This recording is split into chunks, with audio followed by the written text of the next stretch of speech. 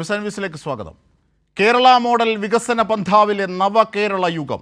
വാനോളം വളരുന്ന വികസനം, അവസാനത്തവൻ്റെ വരെ വിമോചനം കരുതുന്ന ക്ഷേമം, അവശനെയും അരികുവൽക്കരിക്കപ്പെട്ടവൻ്റെയും സാർത്ഥകമായ പ്രതീക്ഷ, മതേതരത്വത്തിൻ്റെയും മതനിരപേക്ഷതയുടെയും ഉള്ളുറഞ്ഞ യാഥാർത്ഥ്യം, വർഗീയ കലാപം തൊട്ടുതീണ്ടാത്ത പതിറ്റാണ്ട്, വിജ്ഞാനത്തെ അധ്വാനവർഗാധിഷ്ഠിതമായി സർഗാത്മകമാക്കുന്ന ഇടം.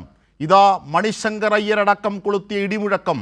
അങ്ങ് ഹിമഭൂമിയിൽ നിന്നെത്തിയ കശ്മീർ മുൻ മുഖ്യമന്ത്രി ഇന്ത്യ മുന്നണിയുടെ നേതാവും പ്രകീർത്തിക്കുന്നു, അംഗീകരിക്കുന്നു.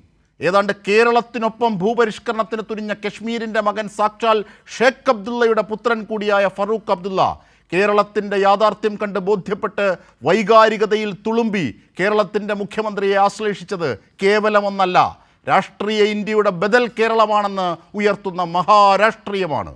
തുടർച്ചയെ ഭയക്കുന്ന കേരളത്തിൻ്റെ പ്രതിപക്ഷമേ, നിങ്ങൾ കാണുന്നുണ്ടോ? മുറം മാറ്റുക. നിങ്ങൾക്കാകുമോ ഈ നവകേരളത്തിൻ്റെ ഉദയപ്പിറവിയെ മറയ്ക്കാൻ? ചർച്ച ചെയ്യാം കാശ്മീരോളം വളരുന്ന കേരള മോഡലിൻ്റെ യശസ്സിനെക്കുറിച്ച്. ചർച്ചയിൽ പങ്കെടുക്കുന്ന അതിഥികൾ: കെ പ്രേംകുമാർ MLA, CPIM നേതാവ്; തൗഫീഖ് രാജൻ, കോൺഗ്രസ് പ്രതിനിധി; ഒപ്പം M ജയചന്ദ്രൻ, മുതിർന്ന മാധ്യമപ്രവർത്തകൻ. ആദ്യം ശ്രീ M ജയചന്ദ്രനിലേക്ക്. ശ്രീ M ജയചന്ദ്രൻ, വിഷൻ 2031 കേരളത്തിൻ്റെ വികസനം ഏതൊക്കെ അർത്ഥത്തിൽ ഇന്ത്യയിൽ ഇന്ന് നിലനിൽക്കുന്ന രാഷ്ട്രീയ യാഥാർത്ഥ്യത്തിന് കൃത്യമായ ബദലാകുന്നു എന്നതിൻ്റെ ഉത്തമ ഉദാഹരണമാണ് അവിടെ എത്തിയ പൗരപ്രമുഖരുടെ പ്രതികരണങ്ങൾ. ഇതാ ഇന്ന് മണിശങ്കർ അയ്യർക്ക് പിന്നാലെ ഇന്ന് കശ്മീർ മുൻ മുഖ്യമന്ത്രി സാക്ഷാൽ ഷേഖ് അബ്ദുള്ളയുടെ മകൻ ഫറൂഖ് അബ്ദുള്ള പറയുന്നു, കേരളമെന്ന യാഥാർത്ഥ്യം ഇന്ത്യയിലെ പ്രതീക്ഷയാണെന്ന്, ചേർത്ത് വെക്കുന്നു എന്ന്. എന്താണ് ഇതുവഴി അർത്ഥമാക്കുന്ന രാഷ്ട്രീയം?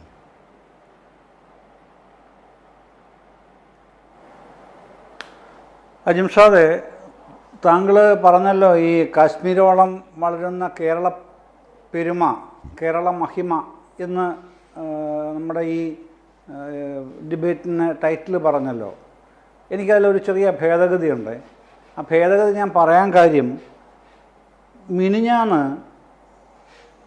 ഞാൻ CPIM പോളിറ്റ് ബ്യൂറോ അംഗം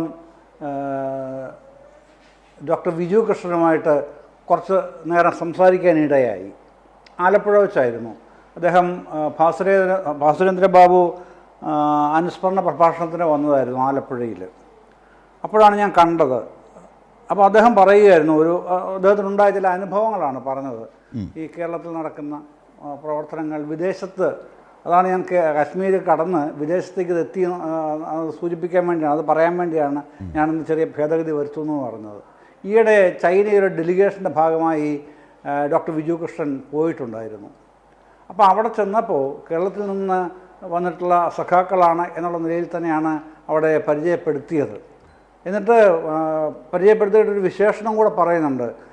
ഇന്ത്യയിൽ കേരളം എന്ന സംസ്ഥാനം, communist Keralam, extreme poverty eradication നടത്തിയ ഒരു സ്റ്റേറ്റാണ്. അങ്ങനെ ഇന്ത്യയിൽ മറ്റൊരു സംസ്ഥാനമില്ല. അവിടുന്ന് വന്നിട്ടുള്ള സഖാവാണ് ഈ സഖാവ് വിജു കൃഷ്ണൻ എന്ന് പറഞ്ഞ് അവിടെ പരിചയപ്പെടുത്തിയപ്പോൾ ഉണ്ടായ തെങ്ങി നിറഞ്ഞൊരു കരഘോഷം, അതേക്കുറിച്ച് അദ്ദേഹം വളരെ ഊഷ്മളതയോടെ ഓർമ്മിച്ചിരുന്നു. ഒപ്പം മറ്റൊരു കാര്യം കൂടെ അദ്ദേഹം പറഞ്ഞു. ഇതേ കാര്യം തന്നെയാണ് ഈ എക്സ്ട്രീം പോവർട്ടി ഇറാഡിക്കേഷൻ. US-ൽ നിന്ന്, അമേരിക്കയിൽ നിന്ന് ഒരു നാഗേന്ദ്രയുടെ ജന്മസ്ഥലം ഹൈദരാബാദാണ്. ഉസ്മാനിയ സർവകലാശാലയിലായിരുന്നു പഠനമൊക്കെ. അപ്പോൾ ഇവർ ഒരുമിച്ച് JNU-ൽ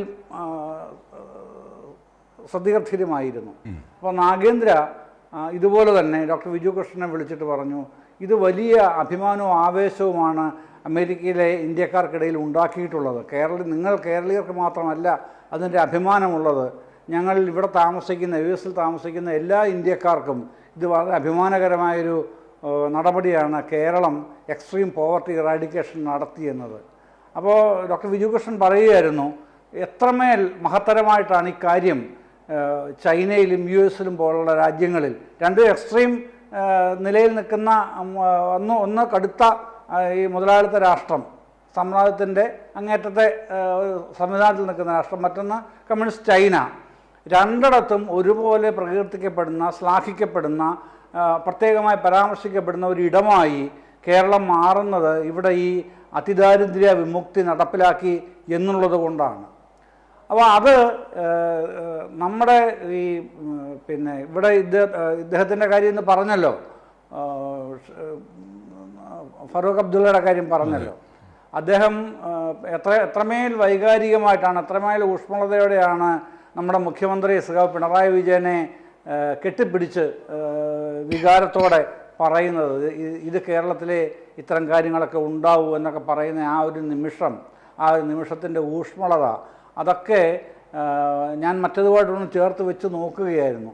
അപ്പോൾ ഇത് മുഴുവൻ ഇവിടെ മാത്രമല്ല, രാജ്യത്തിനകത്തും പുറത്ത് വിദേശ രാജ്യങ്ങളിലും അടക്കം ചർച്ച ചെയ്യുന്ന ഒരുപാട് പ്രധാനപ്പെട്ട വികസന ക്ഷേമ പ്രവർത്തനങ്ങളുടെ ഒരു ഭൂമികയായി കഴിഞ്ഞ 10 വർഷക്കാലം കൊണ്ട് കേരളം മാറി എന്നത് അടിസ്ഥാനപരമായ ഒരു യാഥാർത്ഥ്യമാണ്. ആ യാഥാർത്ഥ്യത്തെയാണ് താങ്കൾ തന്നെ പ്രയോഗിച്ച ഒരു ഫ്രേസ് ഉണ്ടല്ലോ, പഴംപുറം കൊണ്ട് മറയ്ക്കാൻ ചിലർ ശ്രമിക്കുന്നത്. എങ്ങനെയാണ് അത് നടക്കുക? ഈ പറഞ്ഞ ദാരിദ്ര്യ നിർമ്മാർജ്ജന പരിപാടി തന്നെ കണക്കുകൾ കൊണ്ട് ഒപ്പിച്ച ഗിമ്മിക്കാണെന്നൊക്കെ പറഞ്ഞ് ആദ്യം 1-2 വിദഗ്ധന്മാരൊക്കെ ഇറങ്ങിയിരുന്നല്ലോ, മനോരമയിലടക്കം ലേഖനങ്ങളൊക്കെ എഴുതി. പിന്നീട് അവർക്ക് തന്നെ മനസ്സിലായി തങ്ങൾ അത്രമേൽ തെറ്റാണ് ചെയ്തത്. കാരണം ഇത് ഗവൺമെൻറ്റിൻ്റെ ഒരു പരിപാടിയല്ല. ഗവൺമെൻറ് മുൻകൈയെടുത്ത് നേതൃത്വം കൊടുത്ത് നടപ്പിലാക്കുന്ന ഈ പരിപാടി നിർവഹിച്ചത് തദ്ദേശ സ്ഥാപനങ്ങളാണ്. അവിടുത്തെ സാധാരണ സ്ത്രീകളടക്കമുള്ള കുടുംബശ്രീ പ്രവർത്തകരായിട്ടുള്ള, ഹരിതകർമ്മ സേനാംഗങ്ങളായിട്ടുള്ള ആൾക്കാരടക്കമുള്ള സാധാരണക്കാരുടെ നേതൃത്വത്തിലാണ് ഇങ്ങനെ ഈ അതിദാരിദ്ര്യം അനുഭവിക്കുന്നവരെ കണ്ടെത്തി അവരെ അതിൽ നിന്ന് പിന്നെ അവർക്ക് വിടുതൽ നൽകാനുള്ള ഗവൺമെൻറ് മുൻകൈകൾക്ക് അവരുടെ ഇടപെടൽ നടത്തുന്നത്. അതായിരുന്നല്ലോ വസ്തുത. അത് പിന്നീട് തിരിച്ചറിയപ്പെടുകയും ചെയ്തു. ഏതായാലും പിന്നെ വിദഗ്ധന്മാരൊന്നും പിന്നീട് വെളിച്ചം കണ്ടിട്ടുമില്ല. അവർ പിന്നീട് അതിനെക്കുറിച്ചൊന്നും പറഞ്ഞ് കേൾക്കുന്നുമില്ല. അതങ്ങനെ നിൽക്കട്ടെ. പക്ഷേ ഈ വിഷൻ പിന്നെ 2031 ഹലോ അല്ല, ഒപ്പിടൽ വിദഗ്ധന്മാരെ കുറിച്ച് താങ്കൾ പറഞ്ഞത് ഞാൻ ആഡ് ചെയ്തേ ഉള്ളൂ. അതെ, ആ ഒപ്പിടൽ വിദഗ്ധന്മാരെ കുറിച്ച് തന്നെയാണ് ഞാൻ പറഞ്ഞത്. അത്തരക്കാരെ പിന്നെ കാണാനില്ല. ഏതായാലും ഈ വിഷൻ പിന്നെ 2031 എന്ന് പറയുന്നത് കേരളം 3/4 നൂറ്റാണ്ട് എത്തുമ്പോഴേക്കുള്ള കേരളത്തിന് എന്തായിരിക്കണം, നമ്മൾ കൊടുക്കുന്ന ഒരു ദിശാബോധം എങ്ങനെയായിരിക്കണം കേരളം. അതുപോലെ തന്നെ ശ്രീ എം ജയചന്ദ്രൻ, ഈ തുടർച്ചയെ ഭയക്കുന്നവർ പലരും ഒരിക്കലും ഈ 2 പിണറായി വിജയൻ സർക്കാരിനെയും ഈ 2 LDF സർക്കാരിനെയും ഒരർത്ഥത്തിലും മറ്റൊരു ദിശയിൽ കാണുന്നില്ല. എല്ലാം നല്ലത് തന്നെയാണ്. പക്ഷേ പ്രതിപക്ഷത്തിന് റോള് കിട്ടുന്നില്ല, അല്ലെങ്കിൽ BJP വളരും, ഇങ്ങനെയൊക്കെയുള്ള പല തൊടുകുറി ന്യായങ്ങൾ അവതരിപ്പിച്ചുകൊണ്ടാണ് ഇതിനെയൊക്കെ അപകീർത്തിപ്പെടുത്താൻ ശ്രമിക്കുന്നത്, അല്ലെങ്കിൽ തുടർച്ചയെ തടയണമെന്ന് പറയുന്നത്. ഇന്നിപ്പോൾ മന്ത്രി പി രാജീവ് ചോദിച്ചിട്ടുണ്ട്, അങ്ങനെയാണെങ്കിൽ MLA-മാർ എത്രയോ വർഷങ്ങളായി തുടരുന്ന MLA-മാരുണ്ടല്ലോ പല മുന്നണിയിലും, അപ്പോൾ അവർ അത്തരം MLA-മാർ തുടരുന്നതിനെക്കുറിച്ച് എതിരെ പറയുമോ എന്നൊരു ക്ലാസിക്കൽ ചോദ്യം അദ്ദേഹം ചോദിച്ചിട്ടുണ്ട്. അപ്പോൾ ഇങ്ങനെയൊക്കെയുള്ള നിരവധി ഘട്ടങ്ങളുണ്ട്. ഞാൻ ശ്രീ എം ജയചന്ദ്രൻ താങ്കളിലേക്ക് എത്താം. ഇനി നാം പോകുന്നത് കോൺഗ്രസ് നേതാവ് തൗഫീഖ് രാജനിലേക്ക് കൂടിയാണ്. തൗഫീഖ് രാജൻ, ഞാനൊരു വാക്കുകളൊന്ന് കേൾപ്പിച്ചു തരാം Farooq അബ്ദുള്ളയിലേക്ക്. It's nice to be back in this beautiful state of Kerala. Mr. Chief Minister, what I admire is the way your state continues to respect every religion, every human being, not only of Kerala, but of the entire nation. തീർച്ചയായും തൗഫീഖ് രാജൻ, ഇത് ഷേഖ് അബ്ദുള്ളയുടെ മകനാണ്, കശ്മീരിലെ മുൻ മുഖ്യമന്ത്രിയാണ്, India മുന്നണിയുടെ കരുത്തുള്ള മുഖമാണ്, സാക്ഷാൽ ഫറൂഖ് അബ്ദുള്ള. മുഖ്യമന്ത്രിയെ നോക്കി, പിണറായി വിജയനെ നോക്കി പറയുകയാണ്, നിങ്ങളുടെ സ്റ്റേറ്റ് അഭിമാനമാണ്, മതേതരത്വം പുലർത്തുന്നതിൽ, ഓരോ മനുഷ്യജീവനെയും ഓരോ മനുഷ്യനെയും മാനവികതയുടെ പക്ഷത്ത് നിന്ന് സ്നേഹിക്കുന്നതിൽ, നെഞ്ചോട് പിടിക്കുന്നതിൽ, അത് രാജ്യത്ത് തന്നെ മാതൃകയാണ്. അജിംഷാദ്, എന്തായാലും CPM-ഉം ഇന്ത്യ മുന്നണിയുടെ ഭാഗമാണ്, അതങ്ങ് മറക്കരുത്. അതിനോടൊപ്പം ഇവിടെ ഫാറൂഖ് അബ്ദുള്ള പറഞ്ഞ കാര്യമാണ് അങ്ങ് സൂചിപ്പിച്ചതെങ്കിൽ അദ്ദേഹം പറഞ്ഞത് മണിശങ്കർ അയ്യർ പറഞ്ഞത് കൂടി ഞാൻ സൂചിപ്പിച്ചു. മതനിരപേക്ഷ സംസ്ഥാനമാണ്. ഞാൻ പറയാം അങ്ങ് ആശങ്കപ്പെടേണ്ട. ഏതായാലും ഫാറൂഖ് അബ്ദുള്ള പറഞ്ഞത് കേരളം മതനിരപേക്ഷ സംസ്ഥാനമാണെന്നുള്ള അക്കാര്യത്തിൽ ഞങ്ങൾക്ക് ആർക്കും ഒരു തർക്കത്തിന് ആവശ്യമില്ല. കേരളം ഒരു മതനിരപേക്ഷ ഭൂമിയാണ്. പക്ഷേ ആ സംസ്ഥാനത്തിൻ്റെ മതനിരപേക്ഷതയെ തകർക്കാൻ ശ്രമിക്കുന്ന മുഖ്യമന്ത്രിയുടെ പേരാണ് പിണറായി വിജയൻ. അദ്ദേഹത്തിൻ്റെ പാർട്ടിയുടെ പേരാണ് കമ്മ്യൂണിസ്റ്റ് പാർട്ടി ഓഫ് മാർക്സിസ്റ്റ് എന്നുള്ളത്. അത് ആർക്കും ഒരു തർക്കത്തിൻ്റെ സംശയത്തിൻ്റെ ആവശ്യമില്ല. CPM-ഉം കേരളത്തിൻ്റെ മുഖ്യമന്ത്രിയും ഒക്കെ മതനിരപേക്ഷ നിലപാടുകൾ വാക്കുകളിലും പ്രസംഗങ്ങളിലും PR എക്സസൈസുകളിലും മാത്രം ഒതുക്കി കൂടുമ്പോൾ കേരളത്തിലെ പൊതുസമൂഹത്തിനിടയിൽ മതനിരപേക്ഷ നിലപാട് ഉയർത്തിപ്പിടിച്ചുകൊണ്ട് മുന്നോട്ട് പോകുന്നത് കോൺഗ്രസ്സാണ്. അതിനപ്പുറത്തേക്ക് കേരളത്തിൻ്റെ മതനിരപേക്ഷ നിലപാടിനെ പറ്റി ഫാറൂഖ് അബ്ദുള്ള അല്ല ആര് പറഞ്ഞാലും അതിനെ സ്വാഗതം ചെയ്യും. അതിനപ്പുറത്തേക്ക് അത് ആ മതനിരപേക്ഷ നിലപാടിനെ ഇല്ലാതാക്കാൻ ശ്രമിക്കുന്നത്, ആ മതനിരപേക്ഷ നിലപാടിനെ BJPക്ക് മുന്നിൽ സംഘപരിവാറിന് മുന്നിൽ അടിയറവ് വെക്കുന്നത് ഇന്ന് കേരളം ഭരിക്കുന്ന സാക്ഷാൽ കാരണഭൂതനും അദ്ദേഹത്തിൻ്റെ പാർട്ടിയുമാണ് എന്നുള്ള കാര്യത്തിൽ ഒരു സംശയത്തിന് ആവശ്യമില്ല. ഇവിടെ അതിനു മുമ്പ് ഇവിടെ സാഹചര്യം ഉണ്ടായി. ഈ മണിശങ്കർ അയ്യരുടെ പ്രസ്താവന ഫറൂഖ് അബ്ദുള്ളയോട് ചോദിക്കണം. അവർക്കൊന്നും ബോധ്യമായില്ല, പക്ഷേ ഈ സതീശ അനുയായികൾക്ക് മാത്രമാണ്. കാരണഭൂതൻ അനുയായികൾക്ക് ഒട്ടും മനസ്സിലാവില്ല. കാരണം പരാജയപ്പെട്ടത് എന്നു പറഞ്ഞ് ഉൾക്കൊള്ളാൻ കഴിയാത്ത ആളുകളാണ്. തോറ്റു കഴിഞ്ഞാൽ, ഒരു തെരഞ്ഞെടുപ്പിൽ തോറ്റാൽ എന്തുകൊണ്ട് തോറ്റു എന്ന് പറഞ്ഞ് മനസ്സിലാക്കാൻ പറ്റാത്ത, പറഞ്ഞു കൊടുത്താലും മനസ്സിലാക്കാൻ പറ്റാത്ത ആളുകളാണ് ഈ കാരണഭൂതൻ്റെ ആളുകൾ.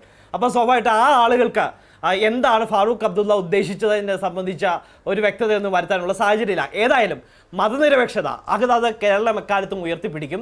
അത് ഏതാണ്ട് കാരണഭൂതൻ്റെ ക്രെഡിറ്റ് അല്ല, CPM-ൻ്റെ ക്രെഡിറ്റ് അല്ല, കേരളം പോലുള്ള സംസ്ഥാനത്തിലെ ജനങ്ങളുടെ ക്രെഡിറ്റാണ്. ഹിന്ദു എന്നോ മുസ്ലിം എന്നോ ക്രിസ്ത്യനോ ഒന്നോ വ്യത്യാസമില്ലാതെ എല്ലാവരും ഒരു മാലയിൽ കോർത്ത മുത്തുമണികളെ പോലെ മതനിരപേക്ഷ നിലപാടുകൾക്ക്, മതനിരപേക്ഷ ആശയങ്ങൾക്ക് ഊന്നൽ നൽകിക്കൊണ്ട് മുന്നോട്ട് പോകുന്നത് എല്ലാ കാലഘട്ടത്തിലും കേരളത്തിലെ ജനങ്ങൾക്കാണ്. ഫാറൂഖ് അബ്ദുള്ളയുടെ വാക്കുകളുടെ ക്രെഡിറ്റ് പൂർണ്ണമായി ലഭിക്കുക എന്നുള്ള കാര്യത്തിൽ സംശയമില്ല. അത് വളഞ്ഞ വഴിയിലൂടെ കാരണഭൂതൻ ഈ PR വർക്കുകളുടെ തുടർച്ചയാണ് ഇപ്പം നടത്തിക്കൊണ്ടിരിക്കുന്നത്. ഇന്ന് ബഹുമാനപ്പെട്ട ഹൈക്കോടതിയിൽ നടക്കം ഒരു വലിയ അടി ഇന്ന് സാക്ഷാൽ കാരണഭൂതൻ ലഭിച്ചിട്ടുണ്ട്. അജിംഷാദ് അറിഞ്ഞിരുന്നോ എന്ന് എനിക്കറിയില്ല, കൈരളി റിപ്പോർട്ട് ചെയ്തിട്ടുണ്ടോ എന്നും എനിക്കറിയില്ല. ഏതായാലും ഞാൻ രണ്ട് കാര്യങ്ങളിലേക്ക് വരാം. ആദ്യം മണിശങ്കർ അയ്യരുടെ പ്രസ്താവന. ഇവിടെ ഫാറൂഖ് അബ്ദുള്ളയുടെ പ്രസ്താവനയെ പറ്റി ഞാൻ നിലപാട് വ്യക്തമാക്കി കഴിഞ്ഞു. ബഹുമാനപ്പെട്ട ഈ മണിശങ്കർ അയ്യരുടെ പ്രസ്താവനയെ പറ്റി ഇവിടെ തുടക്കത്തിലടക്കം ചൂണ്ടിക്കാട്ടുന്ന സാഹചര്യം ഉണ്ടായി. അത്തരത്തിൽ പറഞ്ഞിട്ടുണ്ടെങ്കിൽ ഞാൻ അതിലേക്ക് തന്നെ വളരെ കൃത്യമായി തന്നെ പറയാൻ ആഗ്രഹിക്കുന്നു.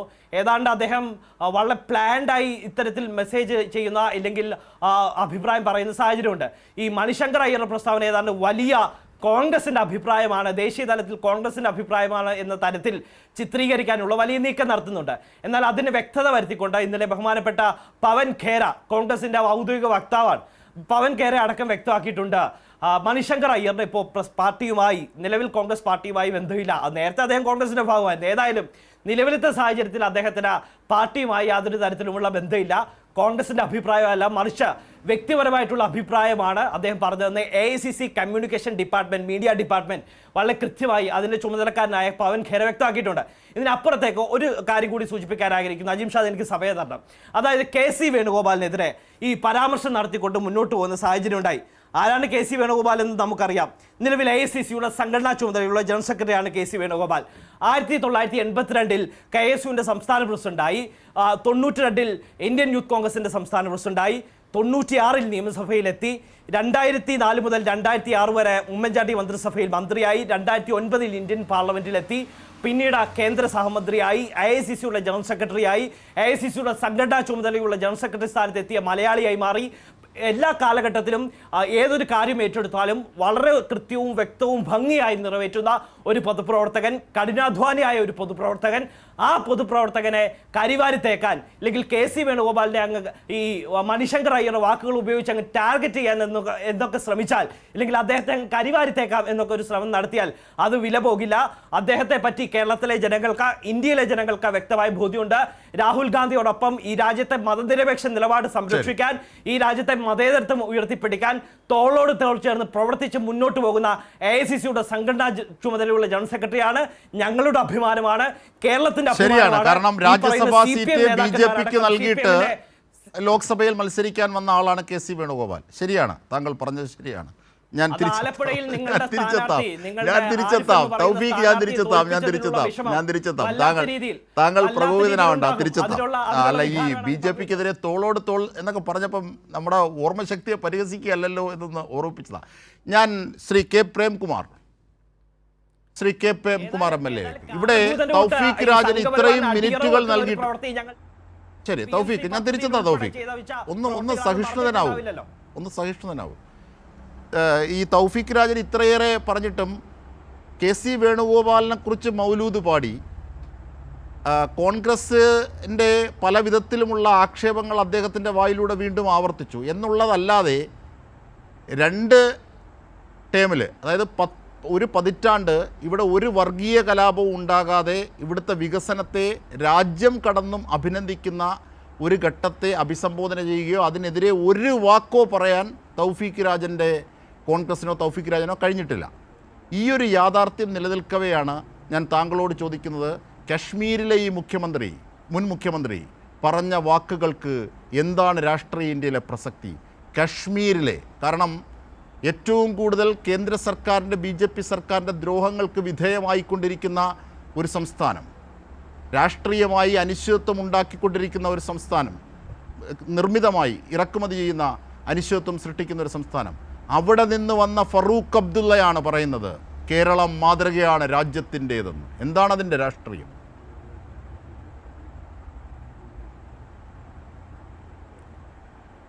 തീർച്ചയായും ജമ്മുകാശ്മീരിൽ ഈ കഴിഞ്ഞ നിയമസഭാ തിരഞ്ഞെടുപ്പിൽ അവിടെ മുഹമ്മദ് യൂസഫ് തരിഗാമിക്കെതിരായി വലതുപക്ഷ വർഗീയ ശക്തികൾ, അതുപോലെ തന്നെ ഇസ്ലാമിസ്റ്റ് തീവ്രവാദികളെല്ലാം ഒറ്റക്കെട്ടായി അണിനിരക്കുന്ന കാഴ്ചയാണ് നാം കണ്ടത്. വർഗീയതയുടെയും തീവ്രവാദത്തിൻ്റെയും വിത്ത് വളരില്ല എന്ന് കരുതിയ കാശ്മീരിൽ അവരെല്ലാം ഒറ്റക്കെട്ടായി എതിർക്കുന്ന പാർട്ടിയായി CPIM മാറുന്നൊരു സാഹചര്യം ഉണ്ടായി. അതിനെയെല്ലാം അതിജീവിച്ച് മുഹമ്മദ് യൂസഫ് തരിഗാമി അഭിമാനകരമായിട്ടുള്ള വിജയം നേടി. ഞാൻ ജമ്മു കാശ്മീരിൻ്റെ മാത്രം കാര്യങ്ങൾ പറയുകയല്ല, കേരളം എന്ന സംസ്ഥാനത്ത് എത്രമാത്രം ഗവൺമെൻറ് എന്ന നിലയിൽ ഒരു വർഗീയ ശക്തിയോടും ഒരു നിലയ്ക്കും സമരസപ്പെട്ടു പോകാതെ, അവരുമായി ഒത്തുതീർപ്പുണ്ടാക്കാതെ, ഒരു വിഭാഗത്തെയും ചേർത്ത് നിർത്താതെ എല്ലാവരോടും കൃത്യമായ അകലം പാലിച്ച് വർഗീയ ശക്തികളുടെ പിടിയിലല്ല ഈ ഗവൺമെൻറ് എന്ന് ആവർത്തിച്ചുറപ്പിച്ചു പറഞ്ഞ് കേരളത്തിലെ ഗവൺമെൻറ് 10 വർഷം കേരളത്തിൽ അധികാരത്തിൽ തുടരുകയാണ്. സ്വാഭാവികമായും ഇത് ജനങ്ങൾക്ക് നൽകുന്ന സമാധാനത്തിൻ്റെയും സൗഹാർദ്ദത്തിൻ്റെയും ഒരു അന്തരീക്ഷമുണ്ട്. ഇവിടെ മനുഷ്യന് ഭക്ഷണം കഴിക്കാം, ഇഷ്ടമുള്ള വസ്ത്രം ധരിക്കാം, അവർക്ക് യാത്ര ചെയ്യാം, അതിനൊന്നും യാതൊരു വിലക്കുമില്ല, തടസ്സവുമില്ല. അവർക്ക് ഇഷ്ടമുള്ള ആരാധനാലയത്തിൽ അവർക്ക് ഇഷ്ടമുള്ള ദൈവത്തെ, ഈശ്വരനെ പ്രാർത്ഥിക്കാനുള്ള അവസരമുണ്ട്. അതെല്ലാം ഉറപ്പുവരുത്തുന്നത് കേരളത്തിലെ ഗവൺമെൻറ്റാണ്. അതേ ഭരണഘടന തന്നെ ഉയർത്തിപ്പിടിക്കുന്ന രാജ്യത്ത് BJPയുടെ നേതൃത്വത്തിൽ നടത്തുന്ന വർഗീയ പരിശ്രമങ്ങളെ ഒരു നിലയിലും എതിർക്കാൻ കോൺഗ്രസിന് കഴിയുന്നില്ല എന്ന വിലാപം കൂടിയാണ്, അഥവാ അതിലുള്ള അമർഷമോ പ്രതിഷേധമോ കൂടിയാണ് ഫറൂഖ് അബ്ദുള്ള പ്രകടിപ്പിച്ചത്. നിങ്ങൾ നോക്കൂ, ഇപ്പോൾ വിസ്മയം തീർക്കാൻ വന്നവർ എവിടെയാണ്? മണിശങ്കർ അയ്യർ പറഞ്ഞത് എന്താണ്? ഫറൂഖ് അബ്ദുള്ള പറഞ്ഞത് എന്താണ്? കേരളം മാതൃകയാണ് എന്ന് കൃത്യമായി സൂചിപ്പിക്കുകയല്ലേ. മണിശങ്കർ അയ്യർ പറയുന്നത് ഇടതുപക്ഷ ഗവൺമെന്റ് തുടരുമെന്നല്ലേ. 10 വർഷത്തെ ഭരണം നിശ്ചയമായും അത് നാടിനുണ്ടാക്കിയിട്ടുള്ള വ്യത്യസ്ത മേഖലകളിൽ ഉണ്ടാക്കിയിട്ടുള്ള വളർച്ചയെ, മുന്നേറ്റത്തെ അടയാളപ്പെടുത്തുകയും അത് തുടരുമെന്ന് പറയുകയും ചെയ്യുന്ന നിലയിലേക്ക് മാറല്ലേ. അതെങ്ങനെയാണ് വ്യക്തിപരമായിട്ടുള്ള അഭിപ്രായമായി മാറുന്നത്? മണിശങ്കർ അയ്യറും പിണറായി വിജയനും വ്യക്തിപരമായിട്ടുള്ള സൗഹൃദത്തിൻ്റെയും അടുപ്പത്തിൻ്റെയും ഒരു തലത്തിൽ മാത്രം നമുക്ക് കണ്ടാൽ മതിയോ? യഥാർത്ഥ കോൺഗ്രസ്സുകാർക്ക് കോൺഗ്രസിൽ നിൽക്കാൻ പറ്റുന്ന സ്ഥിതിയുണ്ടോ? അതുകൊണ്ടല്ലേ MV ഗോവിന്ദ മാഷിക്ക് പറയേണ്ടി വന്നത്, ഒരു സ്റ്റേജ് മാനേജ് ചെയ്യാൻ കഴിയാത്തവർക്ക് എങ്ങനെയാണ് ഒരു സ്റ്റേറ്റ് മാനേജ് ചെയ്യാൻ കഴിയുക എന്നുള്ളത്. നിങ്ങൾ നോക്കൂ, പച്ചയായ നുണ കൃത്യമായി തുടർച്ചയായി പറഞ്ഞുകൊണ്ടേയിരിക്കുകയല്ലേ. ആരുടെ എല്ലാം പേരിൽ? കഴിഞ്ഞ നിയമസഭാ സമ്മേളനത്തിനിടയിലല്ലേ കേരളത്തിന്റെ പൊതുവിദ്യാഭ്യാസ വകുപ്പ് മന്ത്രി V ശിവൻകുട്ടിയെ അധിക്ഷേപിച്ചുകൊണ്ട് പ്രതിപക്ഷ നേതാവ് സംസാരിച്ചത്? അതേ പ്രതിപക്ഷ നേതാവ് പിന്നീട് പറയുകയാണ് ഞാൻ അങ്ങനെ പറഞ്ഞിട്ടില്ല എന്ന്. നിയമസഭയിൽ പച്ചക്കള്ളം പറയുകയല്ലേ ചെയ്തത്. ഒരു കള്ളം മാത്രമാണ്, എത്ര കള്ളം പറഞ്ഞു? മറ്റത്തൂർ മറന്നോ? ഇവിടെ ഇപ്പോൾ ചർച്ചയിൽ പങ്കെടുക്കുന്ന കോൺഗ്രസ് പ്രതിനിധി മറ്റത്തൂർ പഞ്ചായത്തിൽ BJPയുമായി ചേർന്നുള്ള ഭരണം മറന്നോ? ഇന്ന് കേരളത്തിൽ BJPക്ക് എല്ലാ നിലയിലും വളരാനും മുന്നോട്ട് പോകാനും അവസരമൊരുക്കുന്നതാരാ? കോൺഗ്രസ് അല്ലേ. അതെ ഞാൻ പറയാം. അപ്പോ കേരളത്തിൽ പറയൂ 70 സീറ്റ് കിട്ടി 71 സീറ്റ് കിട്ടി ഭരിക്കാമെന്നല്ല BJP പറഞ്ഞത്. കോൺഗ്രസ് വിലക്കെടുക്കാവുന്ന പാർട്ടിയാണ് എന്ന് BJPക്ക് അറിയാം. ഇന്ത്യയിലെ പല സംസ്ഥാനത്തും നമ്മളിത് കണ്ടതാണ്. ഏത് സംസ്ഥാനത്താണ് കോൺഗ്രസിന്റെ നിലപാട് മതനിരപേക്ഷതയിൽ ഉറച്ചു നിൽക്കാൻ കഴിഞ്ഞിട്ടുള്ളത്? ആരാണ് ബാബറി മസ്ജിദ് പൊളിക്കുന്ന അവിടെ രാമക്ഷേത്രം പണിയുന്ന സന്ദർഭത്തിൽ അവിടേക്ക് വെള്ളി ഇഷ്ടിക കൊടുത്തയച്ചത് ആരാണ്? കോൺഗ്രസ് മറുപടി പറയണ്ടേ? എന്താ കോൺഗ്രസിന്റെ സമീപനം? രാജ്യത്തെ എത്ര സംസ്ഥാനത്ത് മതനിരപേക്ഷതയ്ക്കെതിരായിട്ടുള്ള കടന്നാക്രമണം വരുമ്പോൾ അതിനെ പ്രതിരോധിക്കാൻ കോൺഗ്രസ് ഉണ്ടായിട്ടുണ്ട്? ഈ കേരളത്തിൽ ഏറ്റവും കൂടുതൽ പ്രവർത്തകരെ നഷ്ടപ്പെട്ട ഒരു പാർട്ടിയാണ് CPIM. ഇന്ത്യയിൽ കോൺഗ്രസിന് നഷ്ടപ്പെട്ടതിന്റെ എത്രയോ മടങ്ങ് CPIMന്റെ പ്രവർത്തകർ RSSന്റെ സംഘപരിവാറിന്റെ വർഗീയതയെ നെഞ്ചുകാട്ടി നേരിട്ടവരാണ് എന്ന് നമ്മുടെ നാടിനറിയാം. കണ്ണൂർ ഉൾപ്പെടെയുള്ള ജില്ലകൾ തൊട്ടിങ്ങോട്ട് എടുത്താൽ നമുക്ക് മനസ്സിലാക്കാൻ പറ്റും. ഒരു 10 കോൺഗ്രസ് നേതാക്കളുടെ പേര് പറയാൻ പറ്റുമോ RSSുമായി ഏറ്റുമുട്ടി മരണപ്പെട്ടവരുടെ? ഈ നാടിന്റെ മതനിരപേക്ഷത തന്നെ അങ്ങ് സംരക്ഷിക്കപ്പെടുന്നതാണോ? അത് സംരക്ഷിക്കപ്പെടുന്നത് ഇടതുപക്ഷത്തിന്റെ കരുത്തിലാണ്. ആ ഇടതുപക്ഷം നേതൃത്വം നൽകുന്ന സ്ഥലങ്ങളിലാണ് മതനിരപേക്ഷതയ്ക്ക് ശക്തിയുള്ളത്.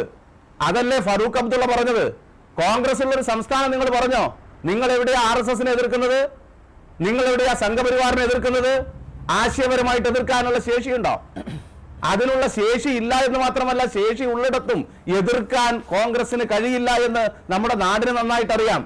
കോൺഗ്രസിന്റെ മുൻകാല മുഖ്യമന്ത്രിമാർ, MP-മാർ, MLA-മാർ എവിടെ പോയി? അരുണാചൽ പ്രദേശ് ഉൾപ്പെടെയുള്ള സംസ്ഥാനങ്ങൾ നമ്മൾ മറന്നോ? എവിടെയെല്ലാം എന്തായിരുന്നു രാജ്യത്ത് കോൺഗ്രസിന്റെ സ്ഥിതി? ഇപ്പൊ കോൺഗ്രസിന്റെ സ്ഥിതി എന്താ? കേരളത്തിലെ സ്ഥിതി എന്താ? നേമത്ത് എന്തായിരുന്നു അവസ്ഥ? എങ്ങനെയാണ് അവിടെ BJP അക്കൗണ്ട് തുറന്നത്? തൃശ്ശൂരിൽ എങ്ങനെയാണ് BJP അക്കൗണ്ട് തുറന്നത്? ആരുടെ വോട്ടാണ് ചോർന്നത്?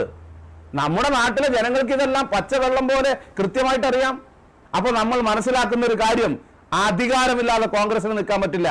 അധികാരത്തിനും സ്ഥാനമാനത്തിനും വേണ്ടി ആരുമായും ചേരാനും ആരെയും ഒറ്റിക്കൊടുക്കാനും ഒരു പ്രതിബദ്ധതയും നാടിനോടും സമൂഹത്തോടും ഇല്ലാതെ അധികാരത്തോടുള്ള ആർത്തിമൂർത്ത പാർട്ടിയാണ് കോൺഗ്രസ് എന്ന് നമ്മുടെ നാട്ടിലെ സാധാരണക്കാർക്കറിയാം. ആ ആർത്തി തീർക്കാനുള്ള പരിശ്രമമാണ്, അഥവാ അതിന്റെ ഏറ്റവും ഒടുവിലത്തെ അടങ്ങാത്ത ആവേശമാണ് നമുക്കിപ്പോ കേരളത്തിൽ UDFന്റെ ഭാഗത്ത് നിന്ന് കാണാൻ കഴിയുന്നത്. അതുകൊണ്ടല്ലേ മുല്ലപ്പള്ളി ഊരകുത്തി വീണത്? എങ്ങനെയാ മുല്ലപ്പള്ളി വീണത്? ആരാ മുല്ലപ്പള്ളി? KPCCയുടെ പ്രസിഡന്റ് ആയിരുന്നില്ലേ? നിങ്ങൾ എങ്ങനെയാണ് ഈ നാടിനെ അഭിമുഖീകരിക്കുന്നത്? എന്താണ് നിങ്ങൾ ഉദ്ദേശിക്കുന്നത്? ഈ നിലയിൽ നമ്മുടെ നാടിന്റെ പൊതുമണ്ഡലത്തെ മലീമസമാക്കുന്നതിൽ കോൺഗ്രസിനുള്ള പങ്ക് ചെറുതാണോ? ഏത് അഴിമതി എടുത്താലും എന്തെല്ലാമായിരുന്നു ആരോപണങ്ങൾ? കോൺഗ്രസിന് ഒരാരോപണം കേരളത്തിലെ മന്ത്രിസഭയിലെ ആർക്കെങ്കിലും എതിരെ തെളിയിക്കാൻ കഴിഞ്ഞിട്ടുണ്ടോ? കഴിഞ്ഞ തെരഞ്ഞെടുപ്പ് കാലത്ത് നിങ്ങൾ പറഞ്ഞല്ലോ, ഖുറാനിൽ സ്വർണം, ഈത്തപ്പഴത്തിൽ സ്വർണം, ബിരിയാണി ചെമ്പിൽ സ്വർണം. സ്വർണത്തിന്റെ കഥയായിരുന്നില്ലേ? ഇപ്പോ സ്വർണം എവിടെയാണ് എന്ന് കൃത്യമായിട്ട് അറിയുന്നുണ്ട്, മനസ്സിലാക്കുന്നുണ്ട്.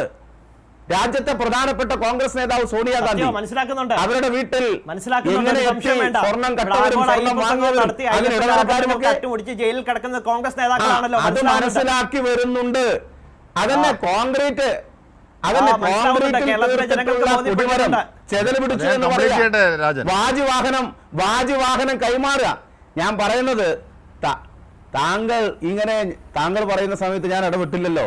താങ്കൾ ഇങ്ങനെ അസഹിഷ്ണുത പ്രകടിപ്പിക്കേണ്ട. കിട്ടുന്ന സമയം താങ്കൾ പറഞ്ഞോളൂ, ഞാൻ ക്ഷമയോടുകൂടി കേൾക്കാം. ഞങ്ങൾ തെറ്റുപറ്റിയിട്ടുണ്ടെങ്കിൽ തിരുത്തുന്നവരാണ്. ഞാൻ ഉറച്ചു പറയുന്നു, കേരളത്തിൽ കോൺഗ്രസ് ആണ് ഭരിക്കുന്നതെങ്കിൽ നിങ്ങൾക്ക് സംരക്ഷിക്കേണ്ടി വരും എല്ലാവരെയും. എല്ലാ അഴിമതിയെയും നിങ്ങൾക്ക് സംരക്ഷിക്കേണ്ടി വരും.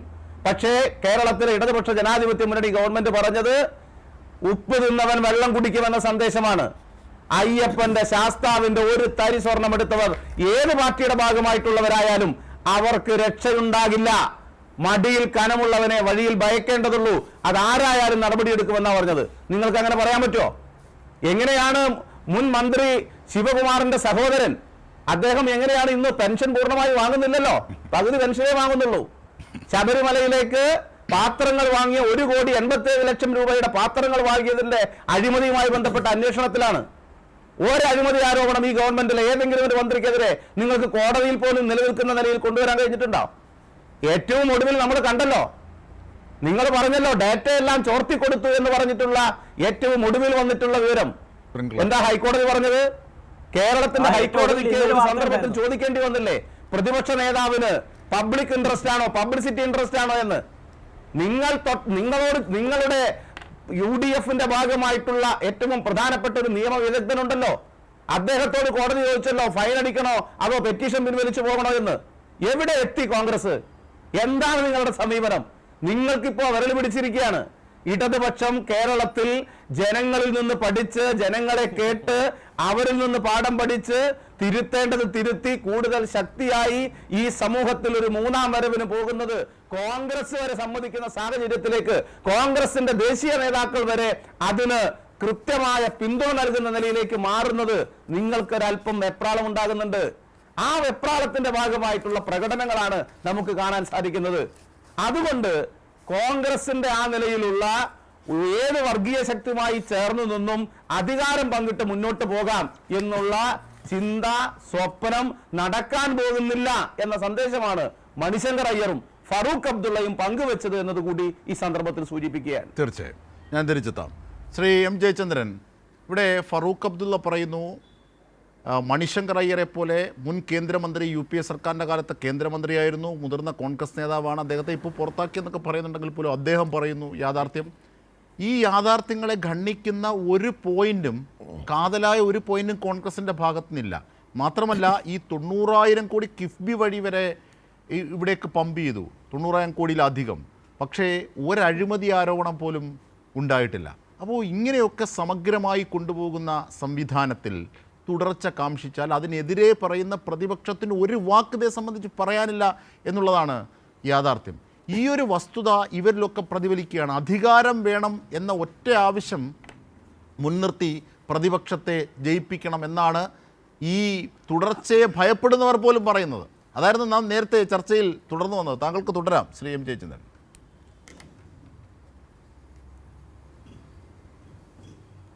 അജിംഷാദ്, ഞാനൊരു കണക്ക് പറയാം. മറ്റൊന്നുമല്ല, എല്ലാവർക്കും അറിയുന്ന കണക്ക് തന്നെയാണ്, എങ്കിലും അത് ഈ സമയത്തൊന്ന് പറഞ്ഞു പോകേണ്ടതുണ്ട്. കഴിഞ്ഞ 10 വർഷമായിട്ട് അധികാരത്തിലിരിക്കുകയാണല്ലോ LDF സർക്കാർ, 2 ടേമായി.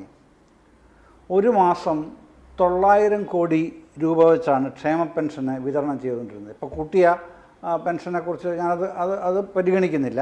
ഇപ്പോൾ 2000 രൂപയാണ്, 1600 മാറ്റി 2000 ആക്കി. എങ്കിലും 900 രൂപ എന്ന് പറയുമ്പം 900 കോടി രൂപ എന്ന് പറയുമ്പോൾ 1600 രൂപ പെൻഷൻ്റെ കണക്ക് പ്രകാരമുള്ള തുകയാണത് വരുന്നത്. 62 ലക്ഷം പേർക്ക് ഒരു വർഷം എത്രയാണ്? ഒരു മാസം 900 കോടി ഇൻറ്റു ഒരു വർഷം, അല്ല ഒരു വർഷം എന്ന് പറയുമ്പോൾ 10,800 കോടി രൂപ വരും ഒരു വർഷം മാത്രം. 10 വർഷമാകുമ്പോൾ 1,80,000 കോടി രൂപ വരികയാണ്.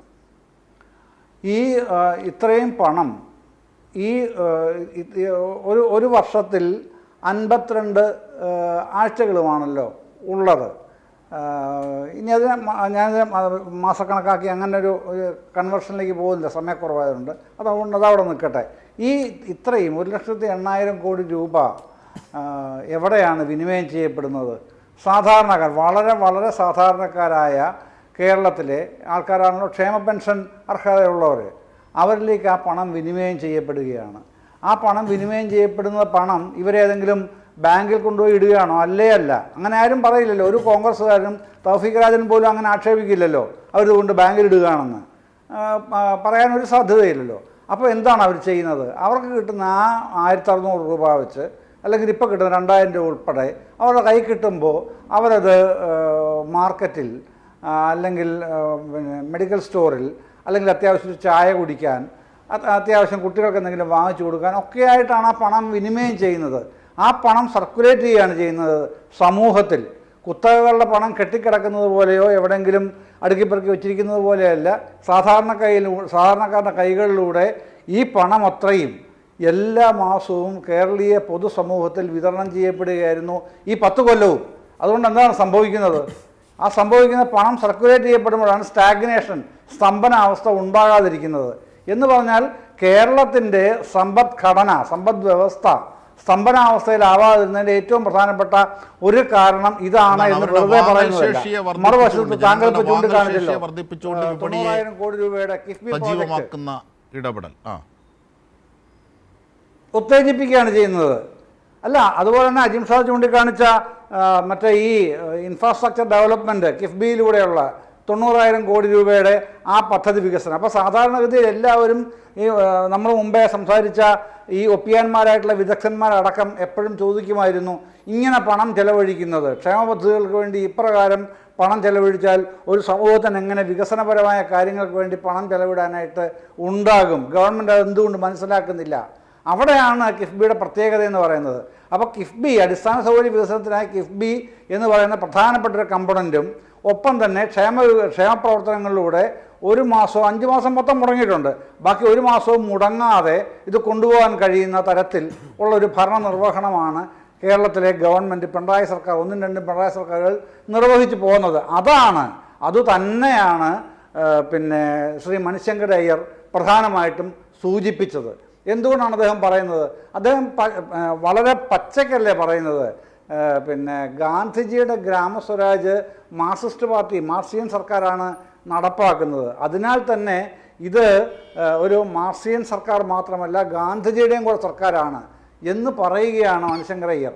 മണിശങ്കർ അയ്യരെ തൗഫീഖ് രാജനുമാണെങ്കിൽ ഇത്ര വേണമെങ്കിൽ ആക്ഷേപിക്കാം, പക്ഷെ അദ്ദേഹത്തിൻ്റെ ഒരു ഔന്നത്യം എന്ന് പറയുന്നത് അതൊക്കെ നിങ്ങളൊക്കെ ഇപ്പോൾ ചീത്ത പറയാൻ വേണ്ടി കാണിക്കുന്ന അതായത് ഈ രമേശ് ചെന്നിത്തല പോലും ഇദ്ദേഹത്തെ ആക്ഷേപിക്കാനാണ്, അദ്ദേഹം പറഞ്ഞ കണ്ടന്റിനെ എതിർക്കുന്നില്ല, പക്ഷേ അദ്ദേഹത്തെ വ്യക്തിപരമായി ആക്ഷേപിക്കാനാണ് ശ്രമിച്ചത്. ഉപകാര സ്മരണയായിരിക്കും അത്. ഇത്രയും വലിയൊരു മനുഷ്യന് ഒരു വേദി കൊടുക്കുന്നതാണോ ഉപകാര സ്മരണയായി ഇത്ര വലിയൊരു നിലപാടിലേക്ക്? എന്താ സ്നേഹം മണിശങ്കർ അയ്യറിനോട്, ബഹുമാനപ്പെട്ട അജീം ഷാദിന് അടക്കമുള്ള ആളുകൾക്ക് എന്ത് സ്നേഹം? ഇല്ല, എനിക്ക് സ്നേഹമൊന്നുമില്ല, ഞാൻ വസ്തുത പറഞ്ഞതാ. താങ്കൾക്ക് എന്താ വിരോധം? അങ്ങയുടെ വല്ലാത്ത സ്നേഹം സഖ്യത്തിലെ ആളുകൾക്ക് രമേശ് ചെന്നിത്തല ഇവിടെ വരരുതെന്ന് പറഞ്ഞ ആരോടൊക്കെ ആയിരുന്നു? അവരെല്ലാം. അതെ, അതുകൊണ്ട് തൗഫീഖ് അവിടെ നിൽക്കൂ. ഇവിടെ ഈ ബഹുമാനപ്പെട്ട രമേശ് ചെന്നിത്തല, പിന്നെ അദ്ദേഹം ദേശീയ നേതാവല്ലേ കോൺഗ്രസിൻ്റെ ഇപ്പോഴും, അദ്ദേഹം ഈ പരിപാടിക്ക് പങ്കെടുക്കരുത് എന്ന് പറഞ്ഞ ആരൊക്കെയായിരുന്നു? അമർത്യാസൻ മുതൽ ആരോടൊക്കെയായിരുന്നു ഇങ്ങോട്ട് വരരുതെന്ന് പറഞ്ഞത്? അവരൊക്കെ ഓൺലൈനിൽ പങ്കെടുത്തില്ലേ തൗഫീഖ്? അപ്പോൾ രമേശ് ചെന്നിത്തല പറഞ്ഞതിന്, കോൺഗ്രസിൻ്റെ ദേശീയ നേതാവ് പറഞ്ഞതിന് എന്തെങ്കിലും പ്രാധാന്യമോ പ്രാമാണ്യമോ കൽപ്പിച്ചോ അമർത്യാസൻ അടക്കമുള്ള ആൾക്കാർ? നിങ്ങൾക്ക് മണിശങ്കർ അയ്യരെ ഇഷ്ടമില്ലെങ്കിൽ വേണ്ട, ചീത്ത വിളിച്ചോളൂ, പക്ഷെ അതടക്കമുള്ള പിന്നെ ഇർഫാൻ ഹബീബ്, പിന്നെ അത് അടക്കമുള്ള ആൾക്കാർ, പ്രഭാത് പട്നായിക്ക്, ഇവരോടൊന്നും വരരുതെന്ന് പറഞ്ഞിട്ട് അവർ ഈ മീറ്റിങ്ങിൽ ഓൺലൈനായി പങ്കെടുക്കുകയല്ലേ ചെയ്യുന്നത്, അല്ലേ? അതൊക്കെ കാണുന്നില്ലേ? എന്തുകൊണ്ടാണ് വിഷൻ പിന്നെ 2031 എന്നുള്ള ആ ഒരു ഭാവാത്മകമായ ഒരു വിഷൻ, പിന്നെ ആ ഒരു ദർശനത്തിനാണ് അതിൻ്റെ പ്രയോഗവൽക്കരണം എങ്ങനെയൊക്കെ, ഏതേതൊക്കെ നിലകളിൽ എങ്ങനെയൊക്കെ എന്നുള്ളതിനാണ് പ്രാധാന്യം. അല്ലാതെ കേവലമായ വോട്ടിംഗ് മെഷീനായിട്ട് മാത്രം ജനങ്ങളെ കാണുന്ന ആൾക്കാരല്ല ഇവരാരും.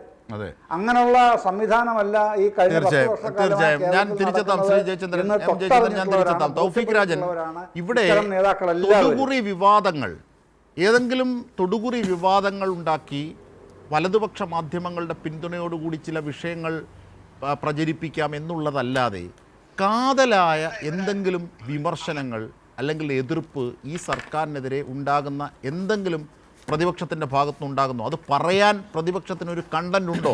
കാരണം അത്രയേറെ സമഗ്രമായി ഇവിടുത്തെ വികസനവും മതേതരത്വവും വർഗീയ കലാപം പോലും ഒരു പതിറ്റാണ്ടായി ഇല്ലാതെ തുടരുന്നൊരു സാഹചര്യത്തെ സംബന്ധിച്ച് എന്തെങ്കിലും ഉണ്ടോ? ഇത്രയേറെ പണം പമ്പ് ചെയ്തിട്ട് ഒരു അഴിമതി ആരോപണം കാതലായുണ്ടോ? നിങ്ങൾ പ്രതിപക്ഷത്തിരുന്നിട്ട് പോലും നിങ്ങൾക്കെതിരെ മുണ്ടക്കൈ ചൂരൽമല ഭവന നിർമ്മാണത്തിനായി പിരിച്ച തുക എവിടെ എന്ന് ചോദിക്കേണ്ടി വരുന്നു. പക്ഷേ ഇവരോട് ഭരണത്തിലിരുന്നിട്ട് പോലും അത്തരത്തിലൊരു കാതലായ ഒരു തെളിവുള്ള അഴിമതി ചൂണ്ടിക്കാട്ടാൻ നിങ്ങൾക്കായിട്ടുണ്ടോ? ഇങ്ങനെയുള്ള വസ്തുതകളിലെ വെറുതെ ആക്ഷേപങ്ങൾ ചൊരിയുക, വിവാദങ്ങൾ സൃഷ്ടിക്കുക എന്നതിനപ്പുറത്തേക്ക് കാതലായ ഒരു വിമർശനവും പ്രതിപക്ഷത്തിന് ഉയർത്താൻ കഴിയുന്നില്ല. കാരണം ഭരണപക്ഷത്തിൻ്റേത് അത്രയും പഴുതടച്ച് ഉള്ള സമഗ്രമായ വികസന നീക്കമാണ്. അതാണ് മണിശങ്കർ അയ്യരിലൂടെ പ്രതിഫലിച്ചത്, അതാണ് ഫറൂഖ് അബ്ദുള്ളയിലൂടെ പ്രതിഫലിച്ചത്, അതാണ് അമർത്യാസനിലൂടെ പ്രതിഫലിച്ചത്. ഇത് കാണാതെ പോകരുത് തൗഫീഖ് രാജൻ, ഇതാണ് ഇവരൊക്കെ പറയുന്നത്. ശരി, അജിം ഷാദിൻ്റെ ചോദ്യം അവസാനിച്ചില്ല, 2 മിനിറ്റ് നീണ്ടു നിന്ന ചോദ്യമാണ്. ബഹുമാനപ്പെട്ട കെ പ്രേംകുമാർ MLA 15 മിനിറ്റോളം സംസാരിച്ചു. ബഹുമാനപ്പെട്ട ജയചന്ദ്രൻ സാറും സമാനമായ തരത്തിൽ സംസാരിച്ചു. ഇവർക്കൊക്കെയുള്ള മറുപടി ഞാനാണ് പറയേണ്ടത് എന്നുള്ളതുകൊണ്ട് എനിക്കും സമാനമായ തരത്തിലുള്ള അവസരം തരണമെന്ന് അങ്ങയോട് ആദ്യം തന്നെ അഭ്യർത്ഥിക്കുന്നു. ആദ്യം പറഞ്ഞാൽ ഇവിടെ രമേശ് ചെന്നിത്തലയെക്കുറിച്ച് ബഹുമാനപ്പെട്ട ജയചന്ദ്രൻ സാർ സൂചിപ്പിക്കുന്ന സാഹചര്യം ഉണ്ടായി. അങ്ങടക്കം അതിനെ കൂട്ടുപിടിക്കുന്ന സാഹചര്യം ഉണ്ടായി. ഇവിടെ രമേശ് ചെന്നിത്തല പറഞ്ഞതിൽ ഒരു തെറ്റുമില്ല. ഇവിടെ CJP സഖ്യത്തിന് സ്തുതി പാടിക്കൊണ്ട് CJP സഖ്യത്തിന് അനുകൂലമായി മണിശങ്കർ അയ്യർ നടത്തിയ പ്രസ്താവന എന്തോ മഹാകാര്യമാണ് എന്ന തരത്തിൽ ഇവിടെ CPM-നും BJP-ക്കും ഒക്കെ തോന്നലുണ്ടായിരിക്കാം. അതിനപ്പുറത്തേക്ക് കേരളത്തിലെ പൊതുസമൂഹത്തിന്, കേരളത്തിലെ ജനങ്ങൾക്ക് തോന്നലില്ല. രമേശ് ചെന്നിത്തല പറഞ്ഞത് അക്ഷരം പ്രതി ശരിയാണ്. ഞാൻ പറഞ്ഞത് പൂർത്തിയാക്കട്ടെ, എന്നിട്ട് അങ്ങ് ഇടപെടൂ. അങ്ങാണ് പേഷ്യൻസ് കാണിക്കേണ്ടത്, അങ്ങ് സമാധാനമായിരിക്കും. അതിനപ്പുറത്തേക്ക് ഇവിടെ മൂന്നാളുകളുടെ അഭിപ്രായം ഞാനിപ്പോൾ സൂചിപ്പിക്കാം. അതായത് തുടർച്ചയായ അധികാരം പാർട്ടിയെ നശിപ്പിക്കും എന്ന് പറഞ്ഞത് VD സതീശനല്ല, മറിച്ച് സച്ചിദാനന്ദനാണ്, ഇടതുപക്ഷ സഹയാത്രികനാണ്. സംസ്ഥാനത്തെ തുടർഭരണം വരാത്തതാണ് നല്ലത്, ബംഗാളിൽ സംഭവിച്ചത് ഇവിടെയും സംഭവിക്കുമോ എന്നുള്ള ആശങ്കയുണ്ട് എന്ന് പറഞ്ഞത് കൽപ്പറ്റ നാരായണനാണ്. പിണറായി 3.0 എന്നുള്ള ബ്രാൻഡിംഗ് ദോഷകരമാണെന്നും തുടർച്ചയായുള്ള ഭരണം ഏകാധിപത്യത്തിലേക്ക് നയിക്കും എന്ന് പറഞ്ഞത് സാറ ജോസഫാണ്. ഇതേതാണ് പിണറായി സർക്കാരിന്റെ ഭരണത്തിനുള്ള മെറിറ്റായിട്ടല്ല ഇവർ പറഞ്ഞത്. കഴിഞ്ഞ 9.5 വർഷക്കാലം കേരളം ഭരിച്ചു മുടിച്ചതിനുള്ള മറുപടിയായിട്ടാണ് ഇവർ ഇത്തരത്തിലുള്ള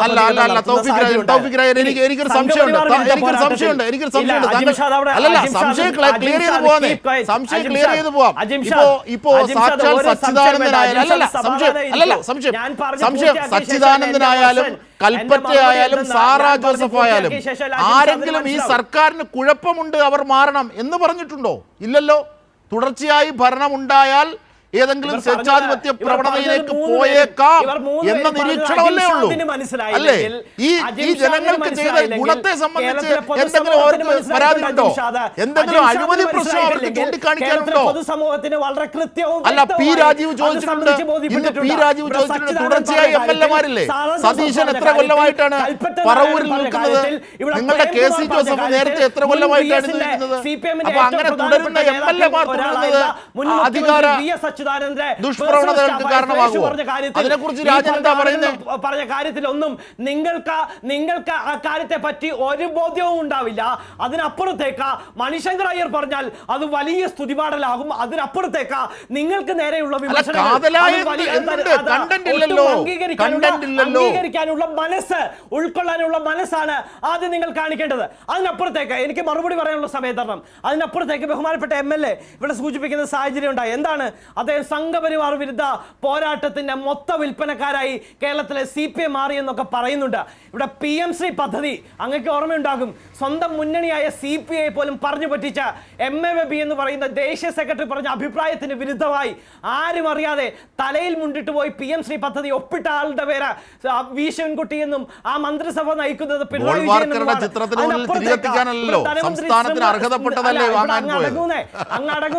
നിർമ്മല സീതാരാമന്റെ മുറിയിൽ ഒരു ചർച്ച നടത്തി. KV തോമസിന്റെ സാന്നിധ്യത്തിലാണ് ചർച്ച നടത്തിയത്. എന്താണ് ചർച്ചയിൽ ആസ്പദമാക്കിയ വിഷയം? എന്താണ് ധനമന്ത്രിയുമായി നടത്തിയ ചർച്ചയിൽ, കേന്ദ്ര ധനമന്ത്രിയുമായി നടത്തിയ ചർച്ചയിൽ വിഷയമായത് എന്ന് ചോദിച്ചപ്പോ പുട്ടും കടലയും നന്നായിരുന്നു എന്ന് പറഞ്ഞ KV തോമസിന്റെ പാർട്ടിയാണ്, പിണറായി വിജയന്റെ പാർട്ടിയാണ് CPM എന്നുള്ളത്. അപ്പോൾ ഇവർ വലിയ സംഘപരിവാർ വിരുദ്ധ പോരാട്ടത്തെ കുറിച്ച് പറയുമ്പോൾ ഒരു കാര്യം കൂടി ഞാൻ സൂചിപ്പിക്കാം. അതായത് സുപ്രീം കോടതി കേസ് പരിഗണിക്കുന്നതിന് തലേന്നാൾ ഗവർണർ കൊന്ന സംസ്ഥാന സർക്കാരിന് 2 എന്ന തരത്തിൽ കേരളത്തിലെ സർവകലാശാല VC-മാരുടെ എണ്ണത്തിൽ വീതം വെച്ച്, എന്തിനാണ് വീതം വെച്ചത്? സംഘപരിവാറുമായി ഒരു ഡീൽ ഉണ്ടാക്കി വീതം വെച്ച ഉന്നത വിദ്യാഭ്യാസ മേഖലയെ തകർക്കാനുള്ള നീക്കം നടത്തിയ ആളുകളാണ്.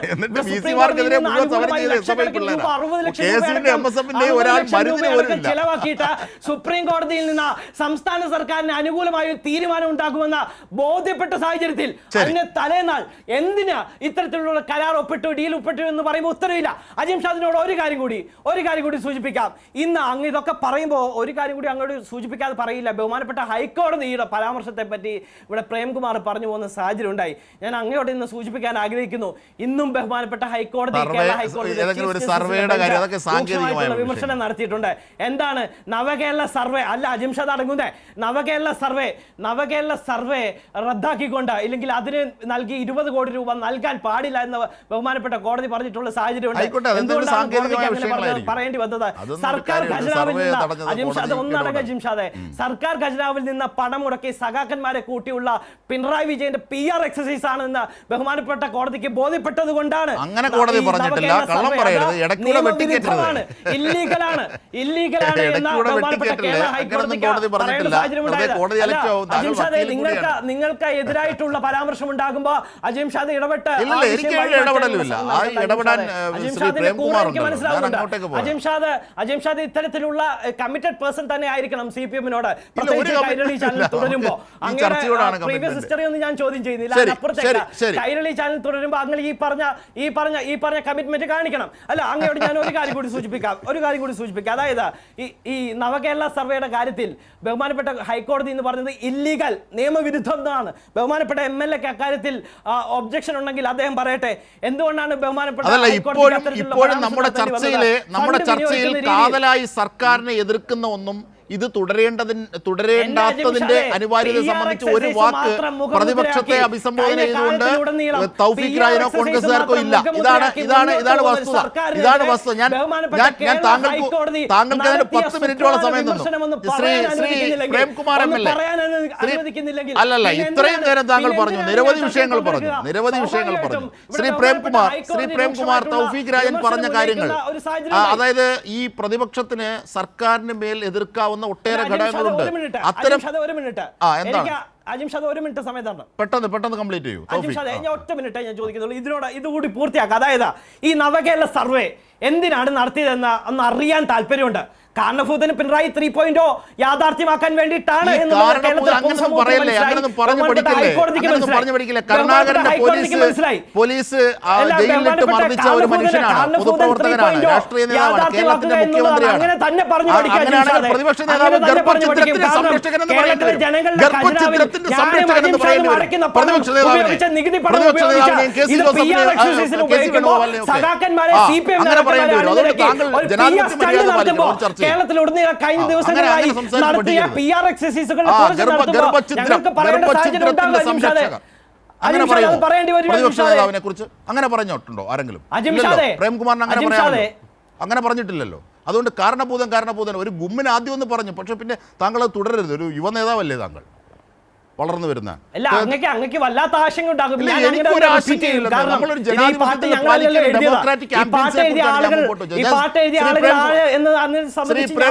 അങ്ങനെ ആരൊക്കെ എഴുതിയിരിക്കുന്നു?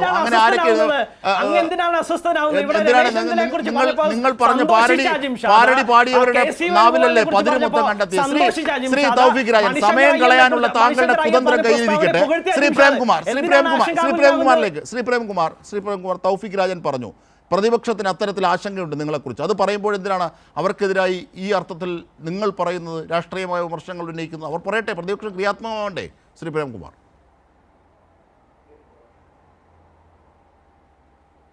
അതെ, ഇവിടെ ഇപ്പോൾ ഇങ്ങനെ PR വർക്കിനെ സംബന്ധിച്ചാണല്ലോ കോൺഗ്രസ് പ്രതിനിധി വാചാലനായത്. ആരാണ് PR വർക്ക് നടത്തുന്നത്? ഞങ്ങളുടെ PR വർക്ക് കേരളത്തിലെ ജനങ്ങളാണ്. ഞങ്ങളുടെ PR എന്ന് പറഞ്ഞാലാണ് കേരളത്തിൻ്റെ മുഖ്യമന്ത്രി. നിങ്ങൾ PR വർക്ക് നടത്തുന്നത് കനകൂലുവിനെ, അദ്ദേഹത്തിൻ്റെ സിദ്ധാന്തത്തെ, നയത്തെ എല്ലാം, നിലപാടിനെ എല്ലാം അടിസ്ഥാനപ്പെടുത്തിയാണ്.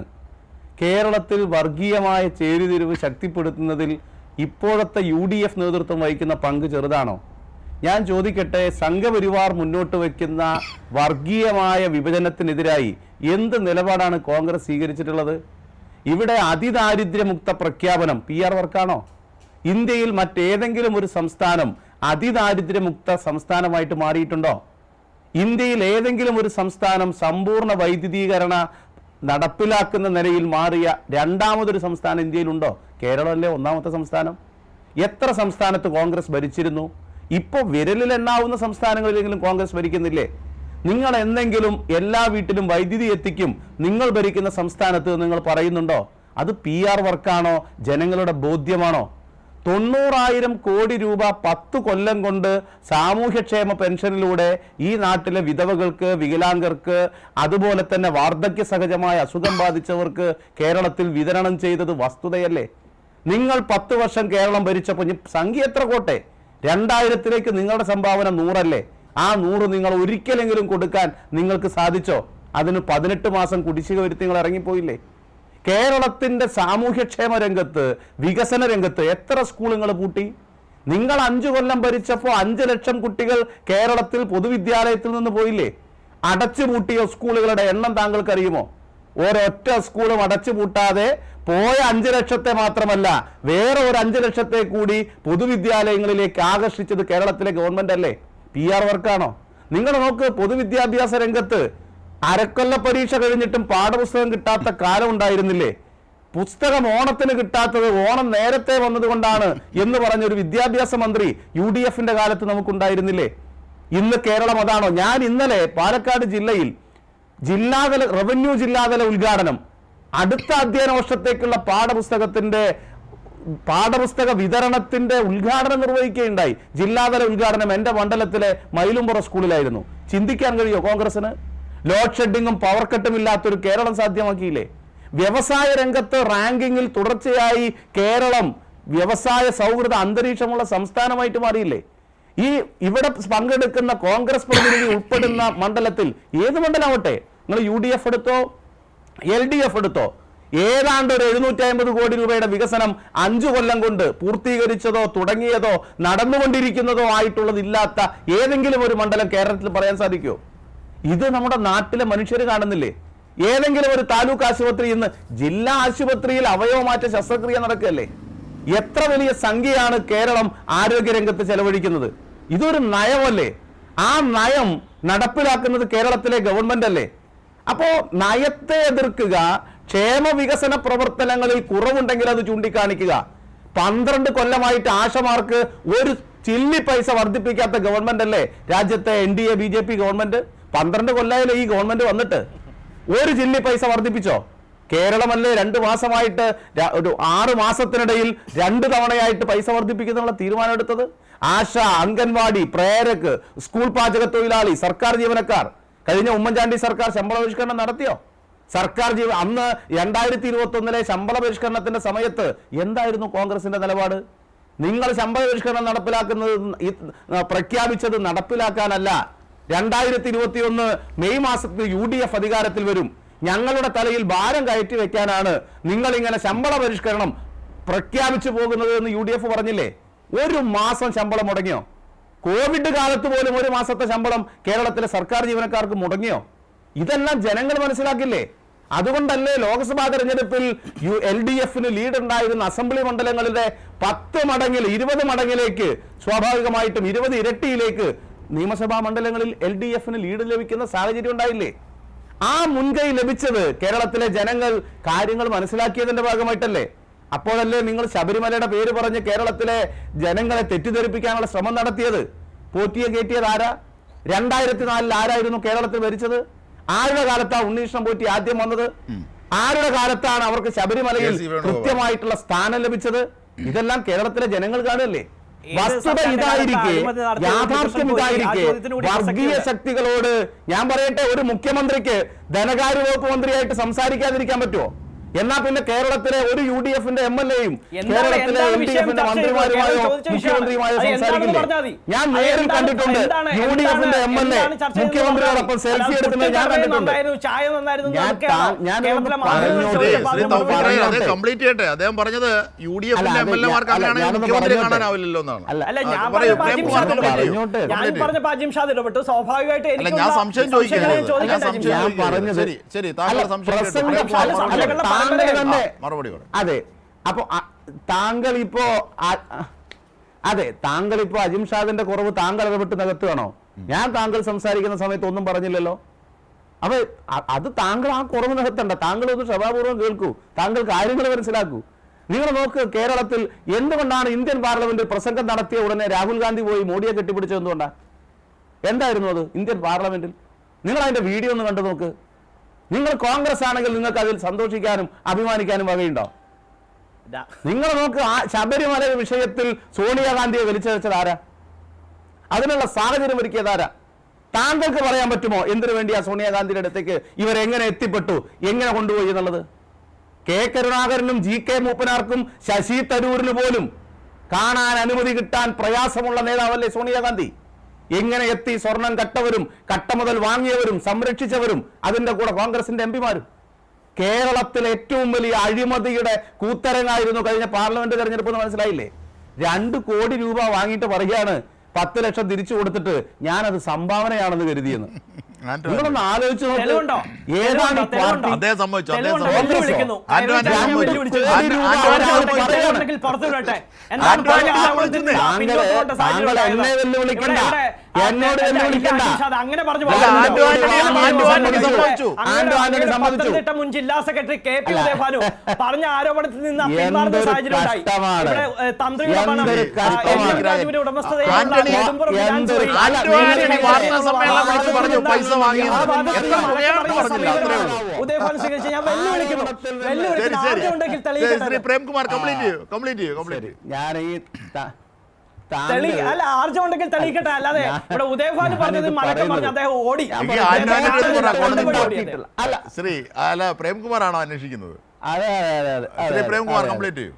അല്ല അല്ല അതിനേക്കാൾ വിദഗ്ധമായിട്ടാണ് ഉദയഭാനു അഭിപ്രായം പറഞ്ഞത്. അദ്ദേഹത്തിന്റെ മുൻ ജില്ലാ സെക്രട്ടറി പ്രേംകുമാർ കംപ്ലീറ്റ് ചെയ്യട്ടെ. ഇത് തടസ്സപ്പെടുന്നത് തൗഫീഖ് രാജൻ ഈ ചർച്ച ജനങ്ങൾ കേൾക്കാതിരിക്കാൻ കൂടിയാ. പറയൂ, ആ കുതന്ത്രമൊക്കെ എനിക്കറിയാം. പ്രേംകുമാർ ഒരു കുഴപ്പമില്ല, എനിക്ക് മറുപടി പറയാൻ അജിം ഷാദ് എന്നെ തടസ്സപ്പെടുത്തുന്നത് ജനങ്ങൾക്കറിയാം. പൊതുസമൂഹത്തിൽ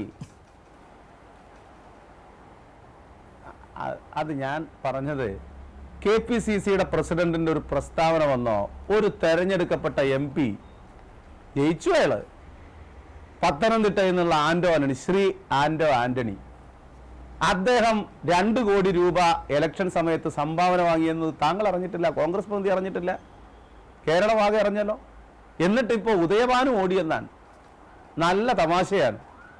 ഇതാണ് നുണ എന്ന് പറയുന്നത്. സിദ്ധാന്തം പ്രകടിപ്പിക്കുകയാണ്. എനിക്ക് അവസരം തരണം. പിന്നെ ഞാൻ പറയട്ടെ, നിങ്ങള് അല്ല, അദ്ദേഹം 2 കോടി വാങ്ങിയെന്ന് അദ്ദേഹത്തിന്റെ അക്കൗണ്ടിലാണോ ഈ 2 കോടി ഇട്ട് കൊടുത്തത്? അല്ല, പ്രേംകുമാർ ആണോ 2 കോടി വന്ന് വാങ്ങിയത്? പറഞ്ഞ ആരോപണത്തിൽ നിന്ന് പിൻവാങ്ങുന്ന സാഹചര്യം ഉണ്ടായി. പിൻവാങ്ങുന്ന സാഹചര്യം പറയണതല്ലോ. ശ്രീ പ്രേംകുമാർ കംപ്ലീറ്റ് ചെയ്യും. അതെ, ആരോപണം വക്കീൽ നോട്ടീസ് അയച്ചിട്ടുണ്ടല്ലോ. ആരോപണ കേസ് കൊടുക്കുന്നതിന് മുന്നോടിയായി ലീഗൽ നോട്ടീസ് ഈ പറയുന്ന ഉദയഭാനു അയച്ചിട്ടുണ്ട്. ശ്രീ പ്രേംകുമാർ കംപ്ലീറ്റ് ചെയ്യും. അല്ല, അപ്പൊ നിങ്ങൾ അയക്കുന്ന വക്കീൽ നോട്ടീസിന് ഇതേ വിലയുള്ളൂ അല്ലേ? നിങ്ങൾ ഒരു നീതിന്യായ സംവിധാനത്തിൽ ഒരു അഭിഭാഷകൻ അയക്കുന്ന നോട്ടീസിന് പുല്ലുവിലയാണോ കൈരളി ചാനലും അജിം ഷാദും കൽപ്പിക്കുന്നത്? താങ്കൾ ഇവിടെ വെള്ളറി പിടിക്കണ്ട തൗഫീഖ്, ഇതെല്ലാം കാലം തെളിയിക്കും. അല്ല, ഒരു കുഴപ്പമില്ല.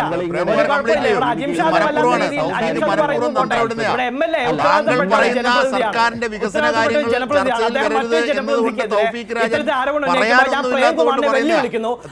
ഉണ്ടെങ്കിൽ അദ്ദേഹം തെളിയിക്കട്ടെ. ഈ 2 കോടി വാങ്ങിയെന്നുള്ള ആരോപണത്തിൽ നിന്ന് NM രാജു പോലും സാഹചര്യം ഉണ്ടായി. അദ്ദേഹത്തിന് പോലും ഉന്നയിച്ച ആൾക്ക് പോലും അഭിപ്രായമില്ല. ഈ ഉദയഭാനു എന്ന് ജില്ലാ സെക്രട്ടറി പറയുന്ന സാഹചര്യം ഉണ്ടായി. നെടുമ്പുറം ഫിനാൻസ് വഴി ആന്റോ ആന്റണി തൗഫീഖ് രാജൻ അതിന്റെ കണക്കൊക്കെ തെരഞ്ഞെടുപ്പ് കമ്മീഷൻ കൊടുത്ത കണക്കിലില്ല. തെരഞ്ഞെടുപ്പ് കമ്മീഷനെ മറ്റുള്ളവരിൽ സ്വീകരിച്ചില്ലായിരുന്നു. ആന്റണി പെട്ടുപോകും. ഇതെല്ലാം പറഞ്ഞു. അതെ, കോൺഗ്രസ് എന്നത് അഴിമതിയുടെ പര്യായമാണ്. അഴിമതി നടത്താതെ സ്വന്തം കാര്യവും താല്പര്യവും സംരക്ഷിക്കാതെ ഒരിക്കലും കോൺഗ്രസിന് നിൽക്കാനാകില്ല. അതിന്റെ പ്രതിഫലനം, അതിന്റെ വ്യത്യസ്ത നിലയിലുള്ള പ്രകടനങ്ങൾ കേരളത്തിൽ നമ്മൾ കണ്ടുകൊണ്ടിരിക്കുകയാണ്. കോൺഗ്രസ് എന്ന് പറയുന്ന രാഷ്ട്രീയ പാർട്ടി അധികാരത്തിനും സ്ഥാനമാനങ്ങൾക്കും വേണ്ടി നടത്തുന്ന സംസ്കാരശൂന്യമായ നിലയിലാണ്.